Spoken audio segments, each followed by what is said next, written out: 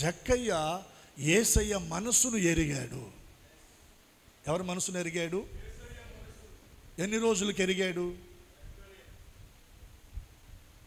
ఒకవేళ యేసు ప్రభు జక్కయ్య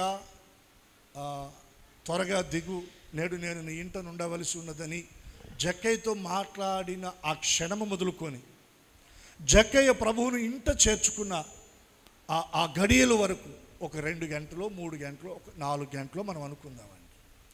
4 గంటల్లో యేసు ప్రభు మాట్లాడిన మాటలేంటి?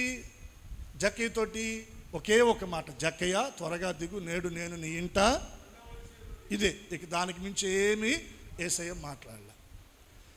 ఈ 3-4 గంటల వ్యవధి సమయంలో జక్కయ్యతో మాట్లాడిన 3-4 మాటల్లో జక్కయ్య యేసు ప్రభు మనస్సును ఎరిగాడు. యేసు ప్రభు మనస్సును ఎరిగి, ఆయన మనస్సును ఎరిగిన వాడై ఆయనకి ఇష్టడుగా మారడానికి, తన జీవితంలో ఎవరి దగ్గర అన్యాయముగా తీసుకున్నాడో దాన్ని వారికి మరలా తిరిగి ఇచ్చివేయడానికి ఒక సమర్పణలోనికి జక్కయ్య ముందుకొచ్చాడు.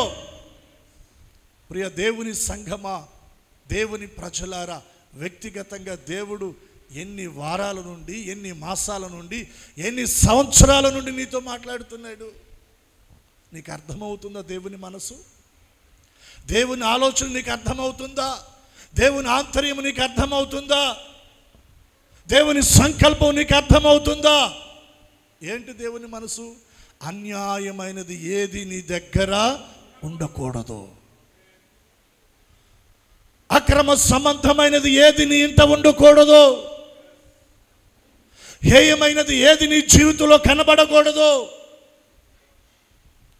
దుర్మార్గత నుండి, దుష్టత్వం నుండి నువ్వు మరలాలి, చెడుతనాన్ని విడిచిపెట్టాలి. ఇది దేవుని మనసు. వారాలు గడుస్తున్నాయి, నెలలు గడుస్తున్నాయి, సంవత్సరాలు గడుస్తూ ఉన్నాయి. వారం వారం మందిరానికి వస్తున్నావు, దేవుని వాక్యం వింటున్నావు, వెళ్ళిపోతున్నావు. కానీ నీకు అర్థం కానిది ఏంటంటే దేవుని మనసు ఏంటో నీకు అర్థం కావట్లేదు. దేవుని మనసు నీకు అర్థం కానప్పుడు నీ జీవితంలో ఏ మార్పు నీవు పొందవు. ఎలా వచ్చావో అలాగే తిరిగి వెళతావు. దానివల్ల ఉపయోగం ఏముంది? మందిరానికి వచ్చాను, వచ్చే ముందు ఎలా ఉన్నానో మరలా తిరిగి వెళ్ళిన తర్వాత కూడా అలాగే ఉన్నాను. ఉపయోగం ఏముంది? నీకు ఉపయోగం లేదు, నీ వల్ల దేవునికి కూడా ఉపయోగం లేదు. ఈ ఆదివారం మనము దేవుని మనసు ఎరుగుదుముగాక, దేవుని ఆలోచన ఎరుగుదుముగాక, దేవుని ఆంతర్యమును ఎరుగుదుముగాక, మన ఎడల దేవుని సంకల్పాన్ని మనము ఎరుగుదుముగాక. ఎరిగిన వారమై దానికి తగినట్టుగా మన ప్రవర్తన మనము మార్చుకుందుముగాక, మన క్రియలు చక్కబెట్టుకుందుముగాక, మారు మనసు పొందుదుముగాక, అన్యాయమును మన జీవితంలో నుండి దూరముగా విసిరివేయుదుముగాక.